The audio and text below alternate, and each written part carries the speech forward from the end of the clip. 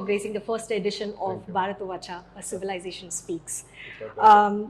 Here to get your thoughts on why such events are critical today as Bharat emerges into its next.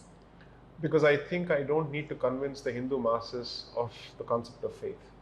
They have it implicitly. It is the intellectual elites at this point who are perhaps stuck in a vortex of confusion. Right. So this is less about reaching out to the masses and more about reaching out to what we call the creamy layer of the society, because they seem to be stuck in secular confusion. And to bring them out of that matrix, I think it's important that these bombardments of truth take place on a regular basis. So this is less about us trying to educate anybody else and more about us trying to re-educate ourselves. Absolutely. Thank you.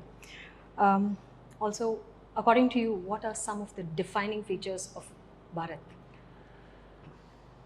Samskara, Dharma and Prakriti. That's where I would stop and start. One is the belief in the continuity of values. Mm-hmm. Second, in realizing that you can't hope to sustain Dharma without Prakriti. Mm-hmm. And ultimately, the concept of Dharma which sustains Rita. So these are what I would call the basic values from which flow the applied values. So this is the source, this is the root. And if you're a follower of the Veda, then it's all for the sustenance and protection and preservation of Vedas. Because that is the root of all Dharma. That is the belief. So the hope is that Bharat embodies the Veda in action in every way possible, in every sphere possible. Wonderful. Veda in action. What are the challenges that Bharat faces that you feel the youth of India should be cognizant of? There is an explosion of information which I think is very fortunate. And there is also a plurality of diverse voices which was previously not available. But that also means that it creates a lot of noise. And I think we need to be able to equip this generation and the next generation with the basic filters necessary to separate noise from sound. And that, I think, is the current challenge. Because they are being bombarded with information on all fronts. And unfortunately for them, each of our conversations which are of civilisational nature are taking place in the most sensitive of environs, namely college campuses, office spaces. And they don't know how to deal with it. Not everyone has the innate belief which is unshakable. Because those who are blessed with it will not be affected by what's around. The ability to reach out to those who differ in the face of opposition or in the face of criticism, that has to be our job, and give them the fundamental confidence in the first place. The thing is, we seem to be putting a lot of faith in knowledge, which I don't deny. But praxis is perhaps the key in giving people the confidence in terms of what is it that they are fighting for or what is it that they are striving for. So there seems to be an excessive focus on knowledge without equal focus on praxis, and both need to go hand in hand. Because after a point, knowledge can perhaps give you the weapon that you need for public consumption. But has praxis been entrenched enough in the self? Which is to say, if you're alone and there is no audience to talk to and there is no opposition to meet, do you still have the confidence to live it? I don't think therefore the test of values is who you are when you're alone, as opposed to who you are when there are people around.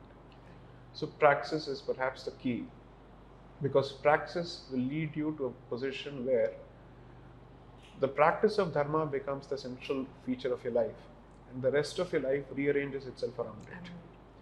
Right now, Dharma is given a small island. It is an ornament, so that you get to say that you're a Hindu. So it is a projection of the self as opposed to an understanding of the self. So I think there needs to be equal emphasis on praxis. And the problem on that front is that I don't think the youngsters know who are they supposed to go to seek guidance on praxis. Yes. So first is to realize the importance of the Guru Shishya Parampara. And second, find ways of going back to their sampradayas and hopefully find gurus within their own sampradayas, because each sampradaya warrants continuity. and it is the product of several years of struggle. And the fact that several sampradayas have continued despite the ravages of time and history is proof of our strength. But that will all fall flat on its face if there is no next generation to take it forward. So I think the closest and the most proximate source of dharma for each individual is his own sampradaya, whatever it may be.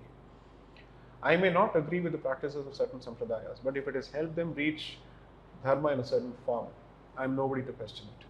And we certainly don't believe in a monochromatic approach to dharma. So as long as they are consistent with the basic principles of dharma and they have found a way to make it accessible to themselves, we must try and nudge them in that particular direction and hope that in their life and time they find a living guru who can guide them for the rest of their lives. The re-establishment of the centrality of guru in our individual lives and social lives is perhaps the challenge at this point. And if that particular trick is unriddled, I think to a large part the challenge is at rest. Is there enough resources for us to tap into the Guru Sishya Parampara potential? So, I think gurus have always existed, and I believe that they have receded to their private spaces because the audience has not been ready for it yet. True. The audience has been caught in the matrix of the West. And when they see the West, which is its aspirational ideal, crumbling right in front of their eyes, they are disillusioned. Because an unoriginal mind, or rather an original mind that has been buried under layers of coloniality, has chosen to put faith in the trial and error process of the West. So whatever the West does, right or wrong, we will follow it. But with the West itself suffering from, I would say, a terminal decline and perhaps an irreversible bout of self-doubt, which I think is good for the rest of the world. This colonized mind has nowhere to go because its nativity shames it, and the one that it seeks to emulate is suffering from self-doubt. So this is perhaps the time for the gurus to emerge from the shadows, and I think that's happening. Right. These are things which don't happen by the design of mere mortals. As believers of Sanatana Dharma, we believe that there is a lot that is happening at a very different plane altogether. True. So hopefully the society is being prepared to re-educate itself of its own wisdom or the wisdom of its ancestors. But I don't think this is something that is possible in a 25-year cycle or 30-year cycle because the problem is longer. So I'm putting faith in at least 3 cycles of 25 years. That is, assuming that a 25-year cycle accounts for a generation. So at least we need 3 generations. But this generation is the battleground generation. Because if it is able to, let's say, survive this fight and reach the other side successfully, that's when the beta and the next stage start. Right now, it's a fight for survival and dignity. So when you fight for survival and dignity, you don't have the ability to think above in terms of depth. So perhaps we'll reach there. Yeah. So the hope is that you complete this 25-year cycle successfully. Right. Secure yourself politically and civilisationally so that you can recreate all that you have lost. What you have lost is only the physical infrastructure, not the mental infrastructure or the spiritual infrastructure. If that spiritual infrastructure is given the time and space needed to live itself out, I believe it can recreate all the knowledge that we think we have lost because it is still here. All knowledge is within. The hope is that you produce individuals who are deep enough, who can tap into the universe, so to speak, and bring it all out.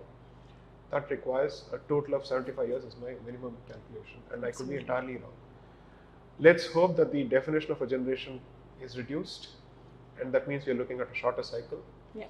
But since the entire world is going through a huge churn, and your journey is not isolationist, you will have to actually find a way to battle the volatility of the world and also find your own center. Absolutely. That will take its time. Yeah. We hope that Brhat can be the scaffolding for that infrastructure. I see both Bharata Uvāca and Brhat being a huge part of this. So thank you for all the work that you do. Thank you. Thank you.